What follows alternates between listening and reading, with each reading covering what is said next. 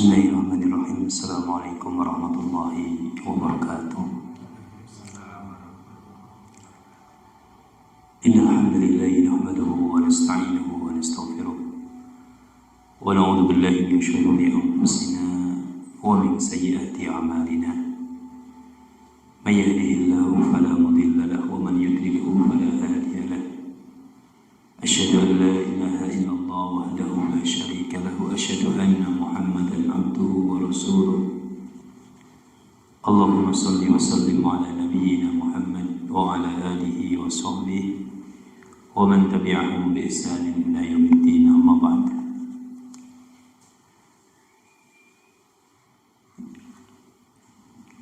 Ya ayyuhalladzina amanu taqullaha haqqa tuqatih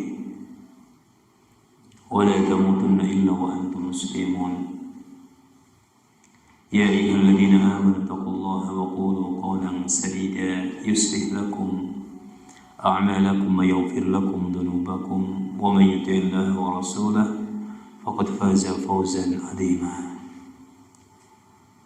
وقال عليه الصلاة والسلام اتق الله حيثما كنت وأتبع السيئة الحسنة تمحوها وخالق الناس بخلق حسن. معاشر المسلمين rahimani wa rahimakumullah jami'an. Alhamdulillah, segala puji bagi Allah Subhanahu wa taala ingkang sampun maringaken mapinten-pinten kenikmatan dumateng kula panjenengan sami, terutama nikmat iman, nikmat Islam, nikmat kelonggaran waktu dan kesehatan masih diberikan oleh Allah Subhanahu wa taala sampai detik ini, sampai saat ini masih kita rasakan. Nikmat iman, nikmat Islam kita dipermudah dengannya untuk menjalankan ketaatan kepada Allah Subhanahu wa taala. Sedangkan nikmat kesehatan dan nikmat kesempatan menjadi pendukung bagi kita untuk melaksanakan kewajiban-kewajiban kita, melaksanakan ibadah kita kepada Allah Subhanahu wa taala. Sungguh semua nikmat yang kita rasakan, yang kita terima itu murni semua berasal dari Allah Subhanahu wa taala. Oleh karena itu, marilah kita senantiasa memperbanyak diri untuk bersyukur kepada Allah Subhanahu wa taala, sehingga dengan banyaknya kita bersyukur kepada Allah Subhanahu wa taala, kita akan semakin diberikan nikmat yang banyak, nikmat yang semakin tidak terhitung jumlahnya dari Allah Subhanahu wa taala. Ketika seorang hamba diberikan kemudahan-kemudahan dalam masalah dunia misalnya, itu semata semuanya juga pemberian dari Allah Subhanahu wa taala. Bukan kita yang hebat, ya. Bukan kita yang luar biasa, tapi Allah Subhanahu wa taala yang memudahkan urusan-urusan kita. Diberikan jabatan, diberikan kekuasaan, itu bukan karena kehebatan kita, karena itu nikmat dari Allah Subhanahu wa taala. Tanpa pemberian dari Allah Subhanahu wa taala, manusia tidak akan bisa berbuat apa-apa. Tanpa kenikmatan yang diberikan oleh Allah Subhanahu wa taala kepada para hambanya, kita tidak akan bisa melakukan apa-apa. La haula wala quwwata illa billah. Masyaallah muslimin rahimani wa rahimakumullah jami'an. Pada malam hari ini kita akan melanjutkan pembahasan hadis Al-Arba'in An-Nawawiyah, yang pada malam hari ini kita masih melanjutkan hadis yang nomor 3. Ya, kita bacakan lagi sebuah hadis yang berasal dari Abu Abdurrahman Abdullah bin Umar bin Khattab radhiyallahu taala anhu. Qala sami'tu an-nabiy sallallahu alaihi wasallam yaqul, aku telah mendengar Nabi kita Muhammad sallallahu alaihi wasallam bersabda, bunyal islamu ala khamsin, syahadati an la ilaha illallah wa anna Muhammadar Rasulullah wa iqamis shalah wa ita'iz zakah wa hajjil baiti wa shaumi ramadan.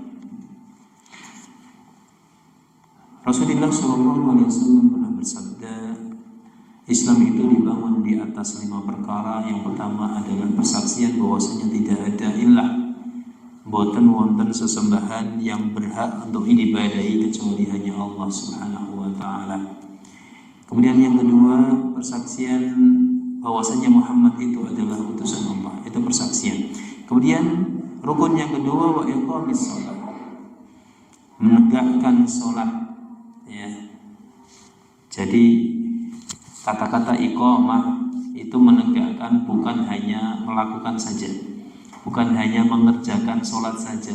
Kalau orang hanya mengerjakan saja, yang penting sudah sholat, ya, itu selesai. Tapi yang namanya iqam sholat, menegakkan sholat itu harus terpenuhi banyak sekali. Yang pertama terpenuhi syarat rukunnya, ya, kewajiban-kewajiban juga dikerjakan, bahkan sampai sunnah-sunnah sholat pun harus dikerjakan. Itu makna mendirikan sholat atau menegakkan sholat. Berbeda dengan hanya mengerjakan saja. Yang penting sampun gugur kewajiban menikah mengerjakannya. Yang penting saya sudah sholat maghrib 3 rakaat, entah itu sempurna atau tidak, nah itu beda dengan menegakkan iqamah. Kalau menegakkan itu harus benar-benar dengan perhatian, syarat rukunnya tadi dipenuhi, ya, kewajiban-kewajiban juga kewajiban-kewajiban sholat, wajib-wajibnya sholat juga ditunaikan, ya, larangan-larangan sholat juga harus diindahkan. Kemudian ditambah lagi disempurnakan dengan sunnah-sunnah sholat, menika kawastanan iqamah, ya, iqamah sholat, mendirikan atau menegakkan sholat. Kemudian yang ketiga mengeluarkan zakat, dan yang keempat mengeluarkan beribadah haji ke Baitullah Al-Haram. Kemudian yang kelima puasa di bulan Ramadan. Kemarin kita sudah sampai pembahasan tentang masalah sholat, ya, bahwa sholat itu adalah hubungan khusus, ibadah yang menjadi hubungan khusus bainal abdi wa rabbih, antara seorang hamba dengan Allah Subhanahu wa ta'ala. Jadi sholat itu hubungan tali khusus antara Allah dan hambanya. Makanya yajibu ada'uha ala hadyi Rasulullah sallallahu alaihi wasallam. Karena sholat itu merupakan satu bentuk ibadah kepada Allah Subhanahu wa ta'ala, maka kewajiban kita adalah melaksanakan sholat sesuai dengan tuntunan baginda Rasulullah Muhammad sallallahu alaihi wasallam. Karena Rasulullah menika dipun utus dening Allah Subhanahu wa ta'ala dalam rangka untuk menyampaikan risalah, menyampaikan hukum-hukum yang berkaitan dengan hukum agama, termasuk di dalamnya ibadah kepada Allah Subhanahu wa ta'ala. Maka semua sudah diatur di situ, termasuk sholat. Nah, kewajiban kita tinggal mengikuti apa yang dilakukan oleh Rasulullah sallallahu alaihi wasallam. Makanya Rasulullah mengatakan, "Shallu kama ra'aitumuni usolli." Salatlah kalian semua sebagaimana kalian melihatku mengerjakan salat. Tidak boleh ditambah, tidak boleh dikurangi. Bagaimana Rasulullah melakukan salat? Itu yang harus kita lakukan. Ya, tidak lantas berkreasi sendiri melaksanakan salat dan seterusnya. Karena sholat merupakan ibadah kepada Allah Subhanahu wa ta'ala yang tata caranya sudah diterangkan secara detail oleh Rasulullah Muhammad sallallahu alaihi wasallam. Aflaha man ada bi khusyu'in wa ikhbatin wa khudu'in. Maka ketika seorang hamba mengerjakan sholat dengan penuh kekhusyuan, ketundukan, fokus, ya, menyerahkan segalanya kepada Allah Subhanahu wa ta'ala ketika sholat, maka dia telah beruntung, telah sukses, kata Allah Subhanahu wa ta'ala. Allah katakan, qad aflahal mu'minun alladzina hum fi sholatihim khashi'un. Orang-orang yang beriman itu beruntung. Kenapa beruntung? Karena yakni siapa yang beruntung? Mereka adalah orang-orang yang di dalam sholatnya khusyuk di dalam mengerjakannya. Ya, para ulama menjelaskan khusyuk di sini adalah diantaranya ketika sholat tumakninah, menjaga tumakninah. Ya, tumakninah itu termasuk di antara rukun sholat. Makanya orang yang tidak tumakninah di dalam sholatnya bisa terjadi sholatnya tidak sah. Dan ini pernah dialami oleh salah seorang sahabat Nabi Shallallahu Alaihi Wasallam. Ketika itu Nabi kita Muhammad Shallallahu Alaihi Wasallam berada di masjid, kemudian ada orang masuk. Kemudian salam kemudian dia berwudu, kemudian dia melakukan sholat. Setelah selesai, dia pun mendatangi Rasulullah Shallallahu Alaihi Wasallam, mengucapkan salam kepada beliau. Ya, assalamualaikum, dijawab oleh Rasulullah, waalaikumsalam. Ya, kemudian Rasulullah mengatakan, ya, a'id, ulangi salatmu, fa innaka lam tusalli, sesungguhnya kamu belum salat, ya, sesungguhnya kamu belum salat. Maka orang itu pun mengulangi lagi salatnya. Setelah selesai beliau mendatangi Rasulullah. Rasul mengatakan lagi, a'id, fa innaka lam tusalli, ulangi salatmu karena kamu belum dikatakan melakukan salat. Sampai 3 kali menikah. Sampai 3 kali orang itu mengerjakan salat, kemudian diperintahkan lagi, ya Rasulullah, aku sudah tidak mampu lagi untuk mengerjakan salat yang lebih baik daripada yang aku kerjakan ini. Maka Rasulullah mengatakan, ketika engkau salat, hendaklah engkau berdiri dengan tegak, ya, berdiri dengan tegak, benar-benar diam, ya. Seluruh persendian itu dikatakan sudah menempati pada posisinya masing-masing ketika berdiri. Kemudian rukuk pun juga demikian.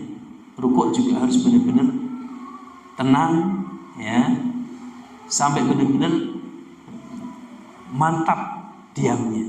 Jadi ketika rukuk itu tidak ditunggu sampai benar-benar itu semuanya sesuai pada posisinya masing-masing, kemudian baru diangkat.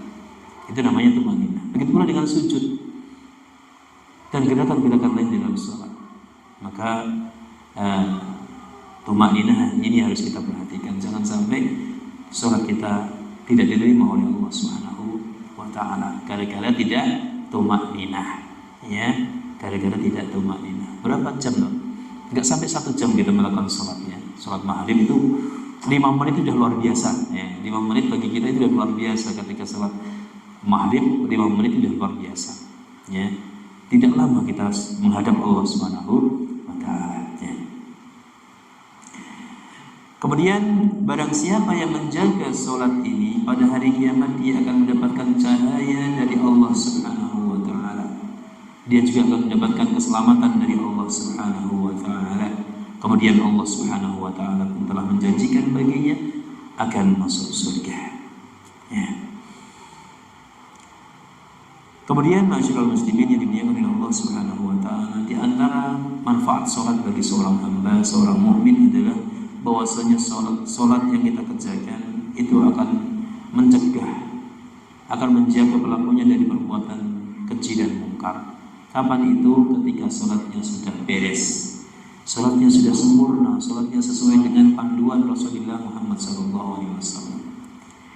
Maka timbul masalah ketika seorang hamba itu, ketika mereka sudah sholat, ya, sholatnya 5 waktu dijaga, tapi kok masih berbuat dosa, masih berbuat keji, masih yang ghibah tetap ghibah, yang suka berbuat buruk masih berbuat buruk. Semestinya ketika sholat itu dikerjakan sesuai dengan tuntunan Rasulullah SAW, pasti pelakunya akan terjaga dari perbuatan keji dan mungkar. Nah, ketika kita sudah sholat tapi perbuatan keji, perbuatan mungkar jalan terus, berarti apa? Kesalahannya berarti berada pada sholat kita, kan itu. Harus dievaluasi lagi sholat kita. Mungkin kesempurnaannya tidak dapat, kan itu. Mungkin sholatnya asal saja, gitu. Mungkin wudhunya juga enggak diperhatikan, bisa jadi. Ya, banyak hal, indikatornya banyak, ya. Maka indikator kesempurnaan sholat yang dilakukan oleh seorang hamba itu tercermin nyata dalam perilaku kehidupan seorang hamba sehari-hari. Dia akan dijaga oleh Allah Subhanahu wa ta'ala dari perbuatan keji dan mungkar. Inna sholata tanha 'anil fahsya'i wal munkar. Sesungguhnya sholat itu menjaga pelakunya dari perbuatan fahsya, keji, ya, dan mungkar, perbuatan yang tidak baik. Ini fadilah, keutamaan, di antara keutamaan dari sholat yang kita kerjakan, ya. Kemudian sholat, ma'asyiral muslimin yang dimuliakan oleh Allah Subhanahu wa ta'ala, dulu sudah kita sampaikan, merupakan amalan yang paling awal, pertama kali yang akan dihisab, dihitung oleh Allah Subhanahu wa ta'ala pada hari kiamat. Dan baik tidaknya sholat ini menjadi faktor penentu seorang hamba akan diteruskan pengadilannya oleh Allah ataupun cukup sampai di situ, ya. Rasulullah Shallallahu Alaihi Wasallam mengatakan, awwalu ma yuhasabu bihil abdu yawmal qiyamati as-salat, fa in salahat salaha sa'iru amalihi, wa in fasadat fasada sa'iru amalihi. Pertama kali yang akan dihisab, yang akan dihitung pada seorang hamba pada hari kiamat nanti adalah perkara sholatnya. Ya, perkara sholatnya akan pertama kali yang akan dinilai oleh Allah Subhanahu wa Ta'ala. Fa in sholahat sholaha sa'iru amali. Kalau sholatnya itu baik, bagus, sempurna, maka semua amalnya dikatakan menjadi amalan yang sempurna. Artinya apa? Seluruh amalannya ngikut kepada sholat. Kalau sholatnya bagus, berarti amalannya bagus semuanya. Dan Allah tidak menganggap amalannya buruk. Sebaliknya, fa'in fasada sa'iru amalihi. Kalau sholatnya buruk, penilaian dari Allah itu buruk, maka amalan yang lain juga akan menjadi buruk. Nah, menikah. Jadi amalan yang pertama kali yang harus kita perhatikan di sini adalah sholat, karena itu menjadi faktor penentu yang menentukan baik dan tidaknya amalan dari kita semuanya. Nah. Kemudian ma'asyiral muslimin rahimani wa rahimakumullah jami'an, sholat juga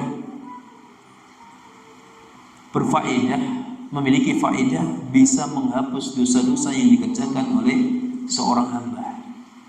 Sholat bisa menghapus dosa dan kesalahan yang dilakukan oleh seorang hamba. Sebuah hadis yang berasal dari Abu Hurairah radhiyallahu taala anhu, bahwasanya beliau mendengar Rasulullah sallallahu alaihi wasallam bersabda, "Ara'aitum law anna nahran bi babi ahadikum." Ya, bagaimana pendapat kalian kalau ada sebuah sungai yang itu letaknya di samping pintu rumahmu, ya, yaghtasilu fihi kulla yaumin khamsan, di mana kamu bisa mandi setiap hari itu 5 kali di sungai tersebut. Jadi Rasulullah memberikan perumpamaan, kita memiliki rumah, ada pintu di situ, kemudian di balik pintu, di depan pintu ada sebuah sungai. Kemudian dari sungai itu airnya jernih, tiap hari kita mandi 5 kali di situ. Bagaimana pendapat kalian? Beliau mengajak para sahabat untuk berpikir, ya. Setiap hari kita mandi 5 kali, sehari 5 kali. Mataqul, apa yang kalian katakan? Ya, dzalika yabqa min daranihi. Apakah masih ada kotoran di tubuhmu kalau kalian itu mandi sehari 5 kali? Kira-kira pripun, Pak? Akan bersih. Ya. 3 kali saja sudah bersih, apalagi 5 kali kan itu. Apalagi mandinya benar-benar digosok macam-macam, disabun, treatment kan, sangat bersih 5 kali, ya. Tidak akan tersisa kotoran di tubuh kita sedikit pun. Qalu la yabqa min darnihi syai'an. Betul ya Rasulullah, tidak akan ada kotoran lagi di tubuh kita kalau kita mandi sehari 5 kali. Qala fadhalika, ya, mislus shalawatil khamsi yamhullahu bihil khataya. Begitu pula permisalan bagi sholat yang kita kerjakan, ya, sholat yang 5 waktu itu ketika kita kerjakan, yamhullahu bihil khataya, di mana Allah Subhanahu wa taala akan menghapus dengan sholat tersebut kesalahan-kesalahan yang kita lakukan. Jadi salah satu fadilah keutamaan sholat 5 waktu yang kita kerjakan adalah bisa menghapus kesalahan-kesalahan kita. Bahkan dalam hadis yang lain, bainas sholawati was sholawati, ya, di antara sholat yang satu dengan sholat yang lain itu mukaffiratun ma bainahuma, terdapat pengguguran dosa di antara kedua waktu tersebut, antara maghrib dengan isya, isya dengan subuh, subuh dengan duhur, duhur dengan asar, asar sampai maghrib.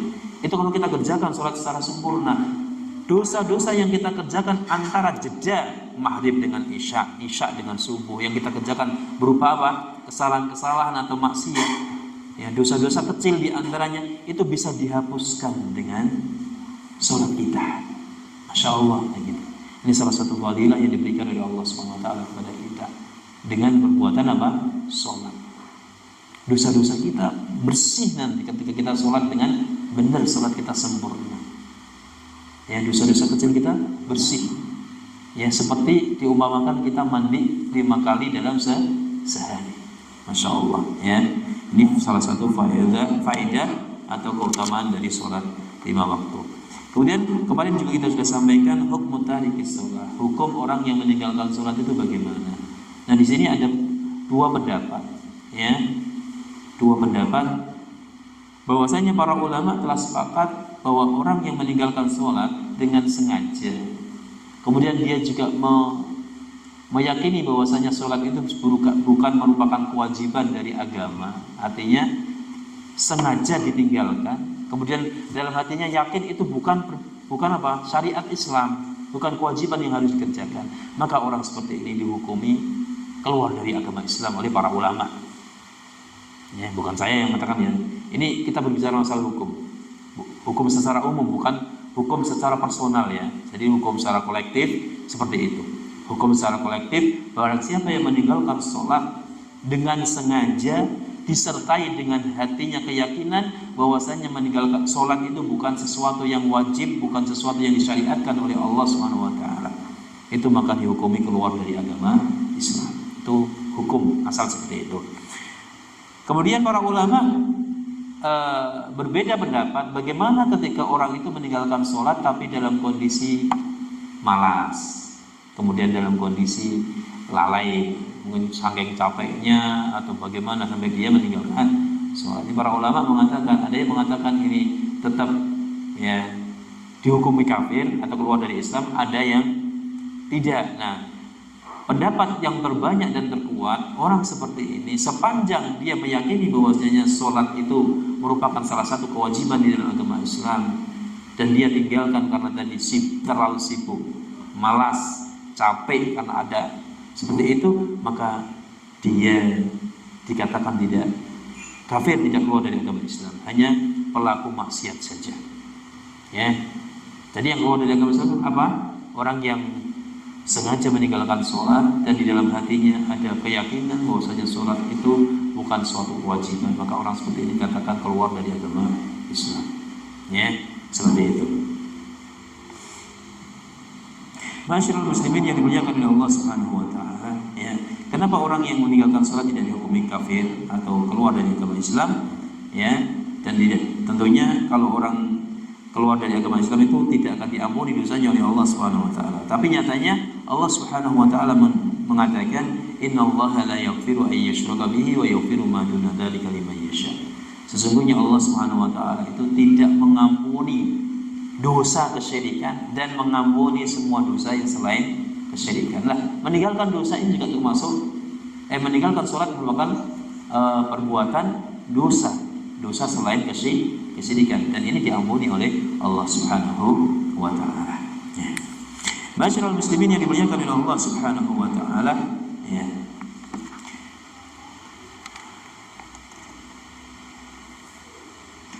Kemudian yang berikutnya tentang masalah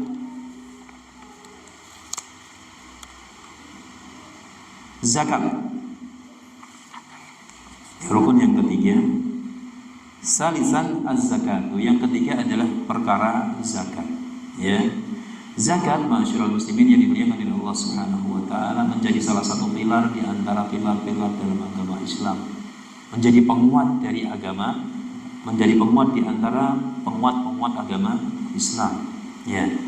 Az-zakatu aujabaha Rabbuna tabaraka wa ta'ala. Yang mana Allah Subhanahu wa taala itu telah mewajibkan kepada kita semuanya untuk mengeluarkan zakat. Zakat wajib. Ya, zakat yang sifatnya adalah wajib. Ya. Bahkan setiap muslim diwajibkan untuk mengeluarkan zakat.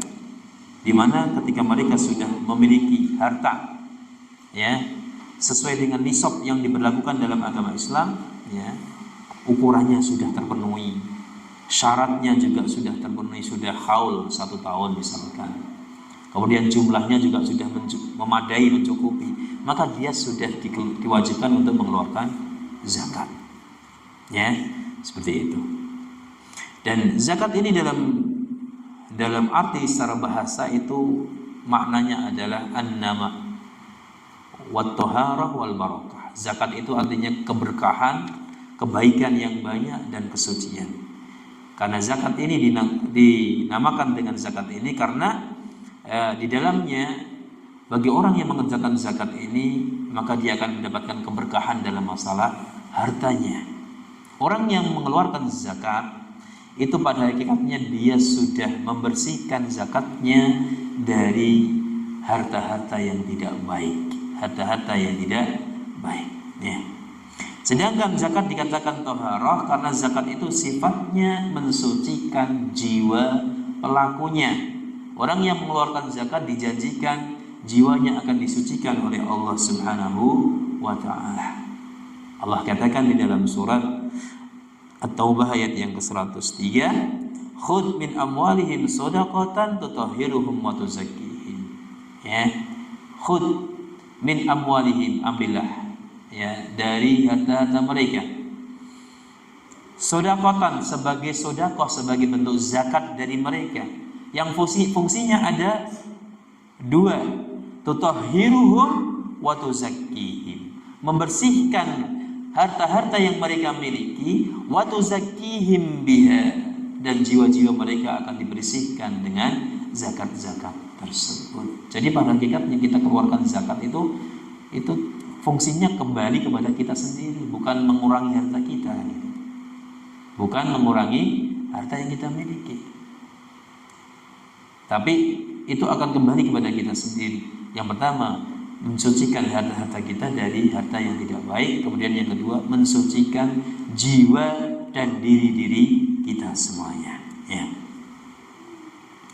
Masyaallah muslimin yang dimuliakan oleh Allah Subhanahu wa taala, berkaitan dengan zakat ini Allah Subhanahu wa taala telah memberikan motivasi yang besar kepada kita untuk mengeluarkan zakat, terutama bagi orang-orang yang mampu, orang-orang yang kaya, untuk mengeluarkan zakat mereka.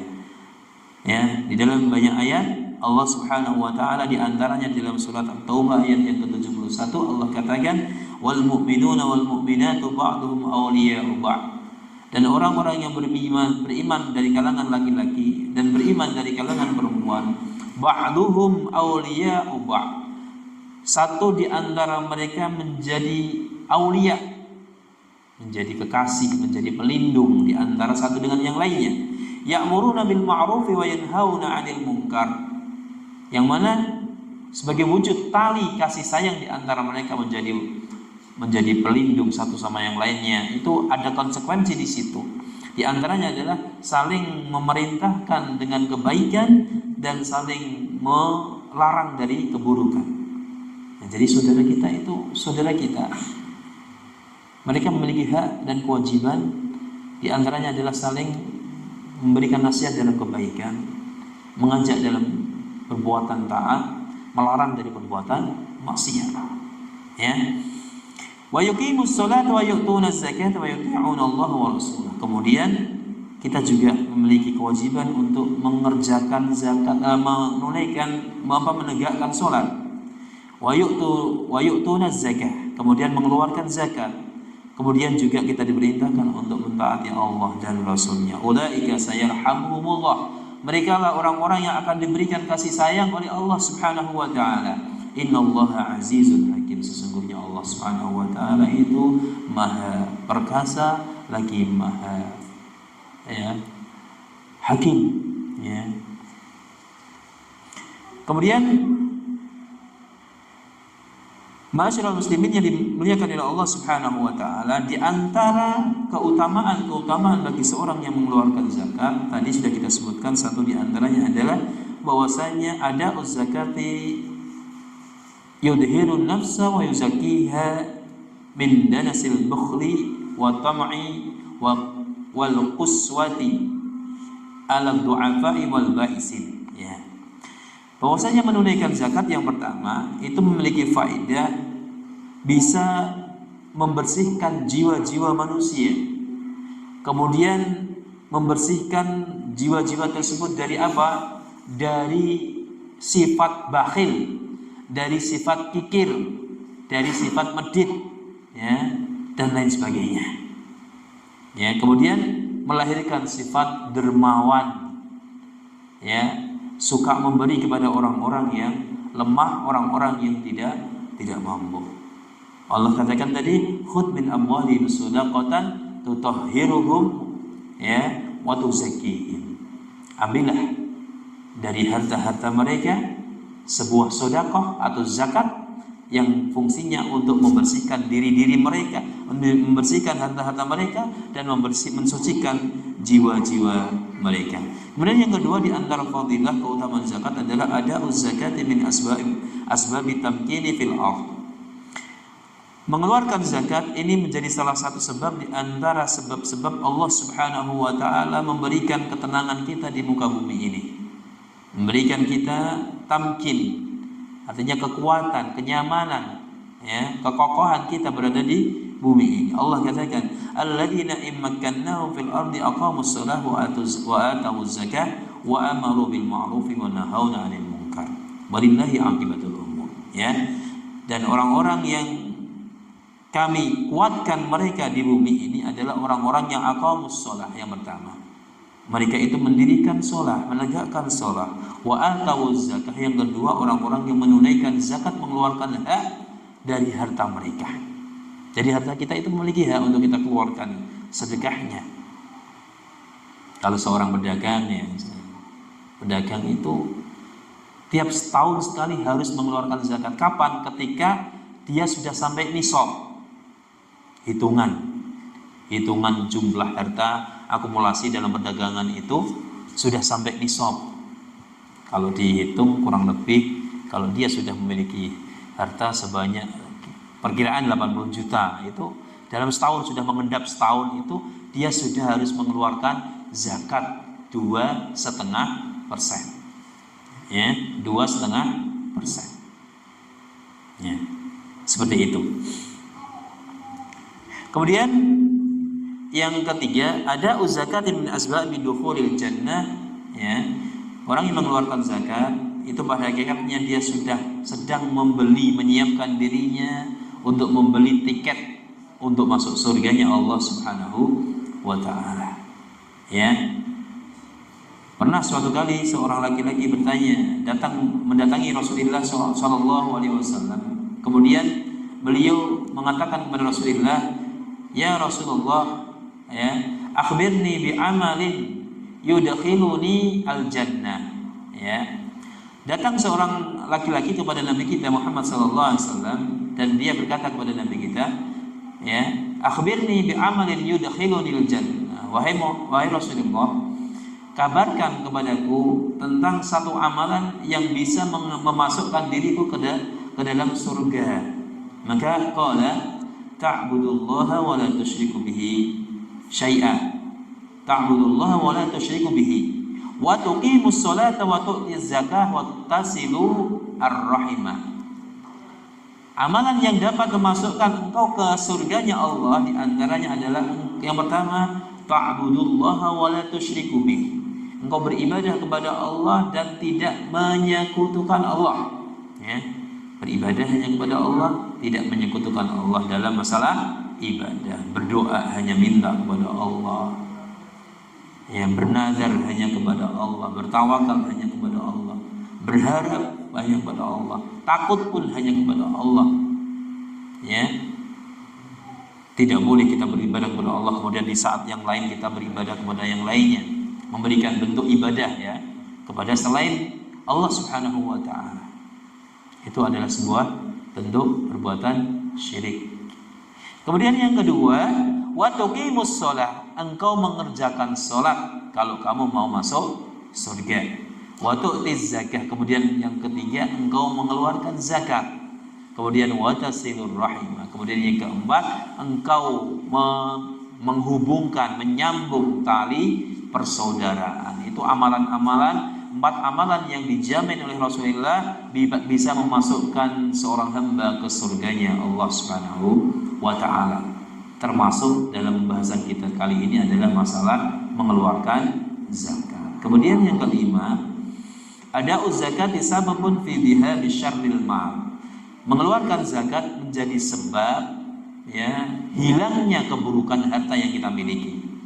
Ya.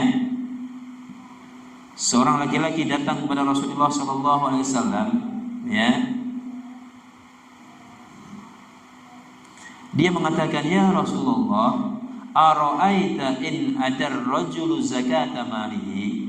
Bagaimana pendapat wahai Rasulullah tentang seseorang yang dia itu mengeluarkan zakat hartanya? Maka Rasulullah sallallahu alaihi wasallam mengatakan, "Man ada zakata malihi faqad dhahaba anhu syarruhu." Barang siapa yang telah menunaikan zakat hartanya, maka sesungguhnya keburukan hartanya hilang.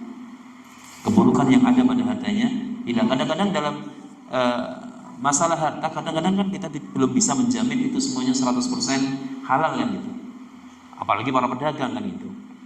Ya, para pedagang kan belum bisa menjamin itu halal. Kadang ada transaksi yang di situ ada kecurangan mungkin kan itu. Mungkin ya. Ada sesuatu yang memang tidak benar, tidak sesuai dengan syariat. Nah, harta-harta semacam ini maka dibersihkan oleh zakat. Ketika kita mengeluarkan zakat itu pada hakikatnya membersihkan harta-harta yang tidak baik, dihilangkan. Sehingga yang tinggal hanya harta-harta kita yang baik saja. Kata Rasulullah, "Man ada zakata malihi faqad dhahaba anhu syarruhu." Barang siapa yang telah menunaikan zakat hartanya, maka sesungguhnya keburukan harta yang dia miliki telah hilang. Ya, seperti itu. Kemudian at-targhibu min man'iz zakah. Kalau tadi motivasi bagi kita untuk mengeluarkan zakat, yang sekarang ancaman dari Allah bagi orang-orang yang tidak mau mengeluarkan zakat. Apa saja? Yang pertama, Allah Subhanahu wa taala telah menerangkan ya bahwasanya orang yang menahan zakat, baik zakat emas, zakat perak, nanti pada hari kiamat ya, harta-harta yang mereka tahan untuk dikeluarkan zakatnya ini itu akan mencekik mereka, akan melilit tubuh mereka ya di neraka jahanamnya nanti ya, di mana Allah Subhanahu wa taala menerangkan di dalam surat At-Taubah ayat yang ke-34. Allah katakan, "Walladzina yaknizuna adh-dhahaba wal fiddah." Dan orang-orang yang yaknizuna adh-dhahaba wal fiddah mengumpulkan, yaknizu itu artinya enggak mau mengeluarkan. Ya. Menahan dari emas dan perak, wala yunfiqunaha fi sabilillah, tidak dia keluarkan zakatnya di jalan Allah, fabashirhum bi'adzabin alim, maka berilah kabar gembira kepada orang-orang seperti ini dengan azab yang sangat pedih. Jadi orang yang nandu, bahasa Indonesia apa? Nandu itu. Apa? Nandu. Kalau menumpuk ya. Kalau BBM ditandu ya. Kalau ini emas dan perak dicegah, tidak keluarkan, disimpan saja, tidak dikeluarkan zakatnya, maka orang seperti ini katakan oleh Allah, berikan kabar gembira kepada mereka, kabar gembira kepada orang-orang seperti ini. Apa itu? Dengan azab yang sangat pedih. Yauma yuhma 'alaiha fi nari jahannam fatuqwa biha jibahuhum wa junubuhum wa dhuhuruhum hadza ma kanastum li anfusikum fadhuqu ma kuntum taknizun. Ya, azabnya nanti pada hari kiamat ya, tubuh mereka akan dibakar di neraka jahanam ya. Kemudian harta-harta mereka itu akan dikalungkan ya, melilit wajah-wajah mereka ya, melilit dada-dada mereka ya, dikalungkan, memberatkan orang-orang yang semasa hidupnya tidak mau mengeluarkan zakat.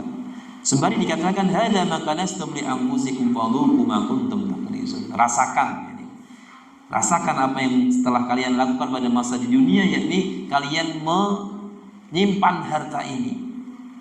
Ya, sehingga harta ini akan berubah menjadi siksa yang sangat pedih bagi kalian. Fadhuqu ma kuntum taknizun. Maka rasakan dengan apa yang telah kalian simpan dari harta-harta tersebut selama ini. Ya.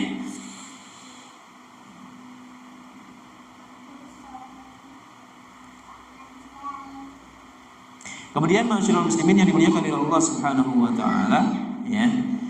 Yang kedua, bagi orang yang tidak mau mengeluarkan zakat ya, maka harta-harta mereka yang tidak dikeluarkan zakatnya itu berubah menjadi seekor ular yang akan melilit tubuh mereka. Rasulullah sallallahu alaihi wasallam dalam sebuah hadis menyatakan, "Man atahu Allahu malan falam yu'addi zakatahu musila lahu yaumal qiyamati syuja'an aqra lahu zabibatani. Ya, Rasulullah mengatakan, barang siapa yang diberikan harta dan dia tidak mau mengeluarkan zakatnya, maka hartanya tersebut akan diwujudkan pada hari kiamat menjadi seekor ular yang sangat besar yang memiliki 2 tanduk. Ya, ular yang sangat besar yang memiliki 2 tanduk. Yatuquhu yaumal qiyamah, yang mana ular tersebut akan melilit tubuhnya pada hari kiamat. Insyaallah, ya. Ular itu akan melilit tubuhnya pada hari kiamat. Ya'khudhu bilahzamataihi, yakni shidqaihi summa yaqul. Kemudian ular ini menerkam, memakan orang tersebut dengan kedua rahangnya, dengan kedua mulutnya. Kemudian sambil mengatakan, ana maluka, kamu tahu aku ini adalah hartamu yang dulu. Ya, ana kanzuka, aku adalah harta yang dulu kamu simpan semasa di dunia. Itu siapa yang bilang? Ular yang melilitnya tadi. Tsumma tala hadhil ayat, kemudian ular itu membaca firman Allah Subhanahu wa taala, wa la yahsabanna alladziina yabkhaluna bima ataahu Allahu min fadlihi wa khairul lahum bal huwa syarrul lahum. Dan janganlah orang itu menyangka, orang-orang yang pelit itu menyangka dengan apa yang telah diberikan oleh Allah Subhanahu wa taala kepada mereka berupa keutamaan bagi mereka, yang mereka lakukan adalah sebuah kebaikan, tetapi itu semuanya adalah sebuah keburukan bagi mereka. Artinya ketika mereka menahan diri untuk tidak mengeluarkan zakat yang mestinya dikeluarkan, itu adalah perbuatan buruk yang justru akan menjadi bumerang bagi pemiliknya pada hari kiamat, diwujudkan oleh Allah Subhanahu wa taala menjadi seekor ular yang sangat besar yang memiliki 2 tanduk yang akan melilit tubuh mereka, ya.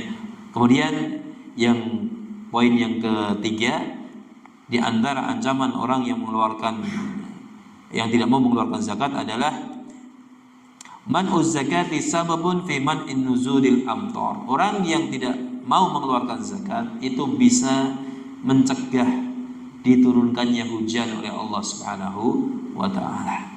Terkadang ada musim paceklik, terkadang ada kemarau panjang, itu bisa jadi Allah sedang memberikan bala, memberikan adab, ya, yang disebabkan salah satu di antaranya orang yang enggan untuk mengeluarkan zakat, ya.